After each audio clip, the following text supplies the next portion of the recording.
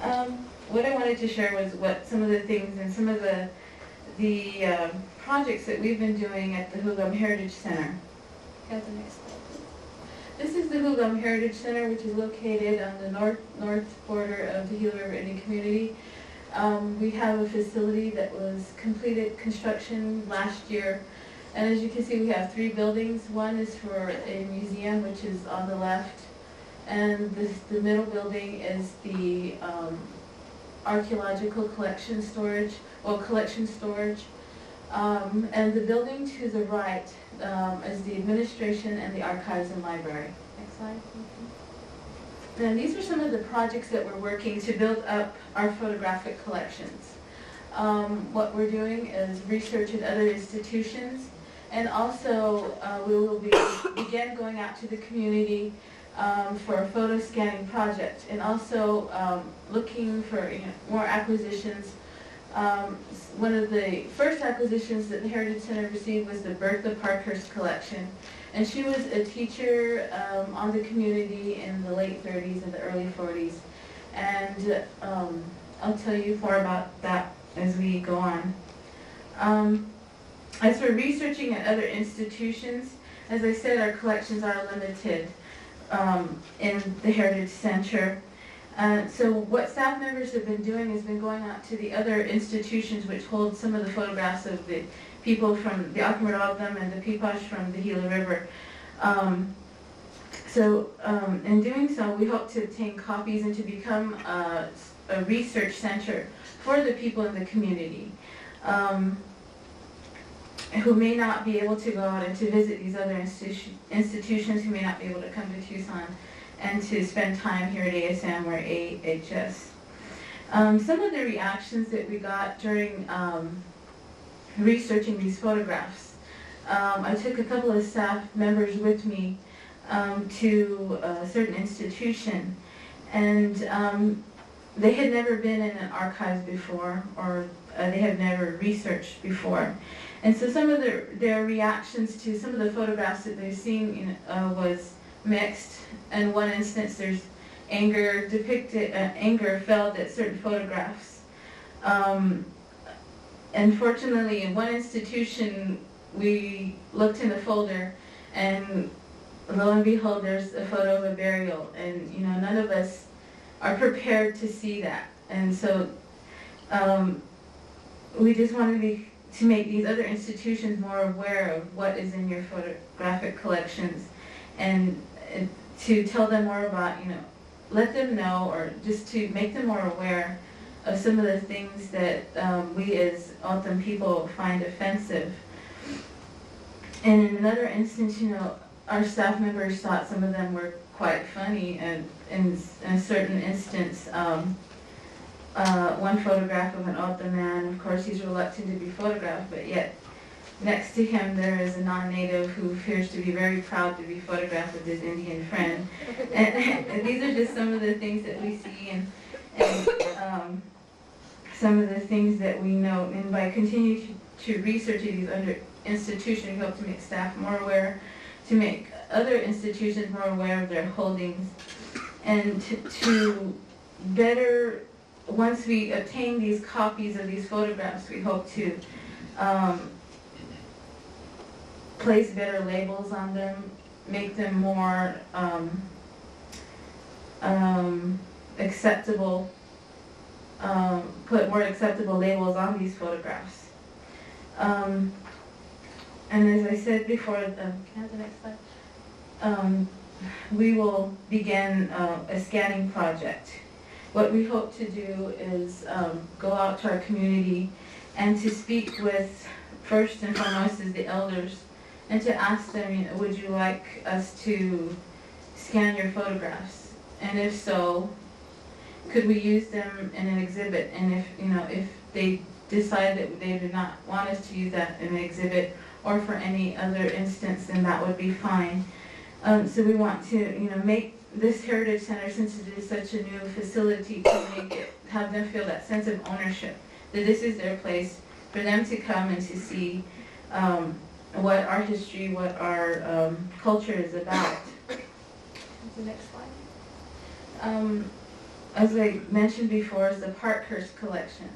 Bertha Parkhurst, who you can see on the right-hand side, was a teacher at the community, and she also, as we show these photos out to our elders of the community and of other communities, they let us know a little bit more about this woman. When we received this collection, we knew hardly anything about her.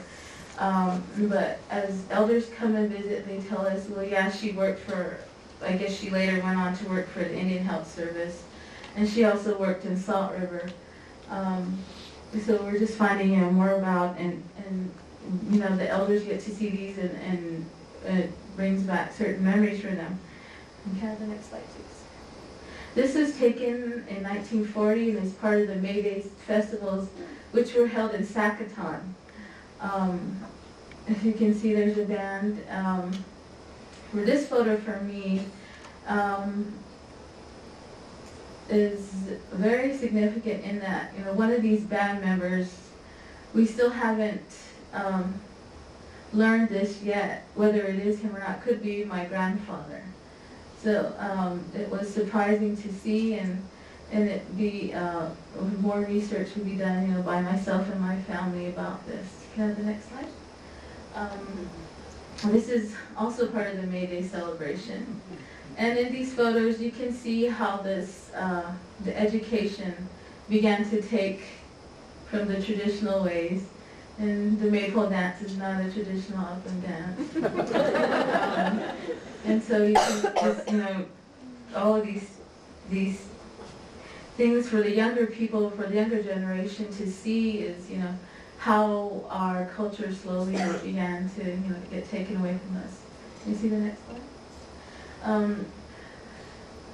This is located in Bachel, which is in District 5 of the community. This building no longer exists. This is a store, and this was taken in 1940. Next slide. We believe this photo, we don't know who the woman is or the child is, but as we begin to have elders come in more and more often, and we do plan on going out to them, we hope to have them help us identify who some of these people are. We believe this might have been taken somewhere near Sacaton. Then another project is in identifying where these places were.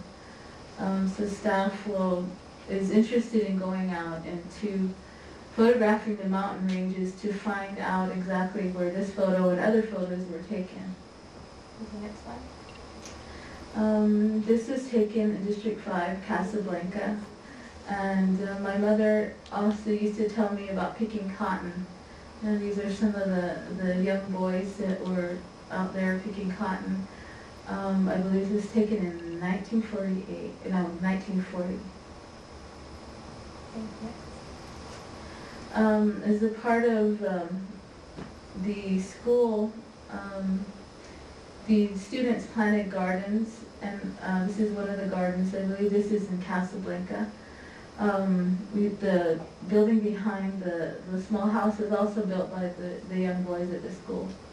I believe by the 3rd and 4th graders. This is a very moving photo for the staff members who got to see this one. As we first got this collection, I was going through and I had a little photographic loop, and I was interested to see what it says on the blackboard. And I was surprised, and it kind of brings you to tears, which it did for me. On the blackboard it says, "Use your English at school. It is fun to speak English. My father and mother speak English. My father wants me to speak English. My mother is happy when I speak English." And when I showed it to the staff members, they were of course saddened. And they were just, saw it as that brainwashing. So we hope to use photos like this one to show our younger generations, more about, how our parents, our grandparents were educated, and maybe why they don't speak them. I myself don't. And so this for me was kind of, it really, gets to your heart. Now the next slide. This photograph, this one, it has such a life to it. All we know about these two is their names are Roger and Lonero. And our staff are, they look at the photographs and they try to find out, what family this belonged to, and we pretty much think we know who they are and what family they are. And so this has, been a great thing for our staff and for myself to see, and we get to see these different people when they were, small kids. And with certain photographs, we will limit access, of course, for cultural sensitivity, which Dina hit on a little bit. For this portion, or these photographs, this collection, we didn't find many that may be deemed culturally sensitive. But if we do, we hope to get input from the elders and from other staff members and whoever may be interested in or helping us in this manner of how to better take care of culturally sensitive photographs. And when we were researching, when we were going through these different photographs, our staff wondered, what is the purpose for the non-native to look at these photographs? And that was, their question to me, and they're always going to be their question, why do people want to know that about us? And as often we have a purpose for researching photographs because, they contain information that's since been lost to us. And community youth are unaware at times of their culture. And photographs such as those, in the Parker's collection, we hope to use them to help them discover why they're unaware of their culture. And by building our collections, the Heritage Center will be a place that becomes their ownership, that they feel that sense of ownership in it, and that it will tell them about their history, their culture, and their language, and that it will in turn generate that, regenerate the language and the history. And I believe that's all I have for you. Thank you.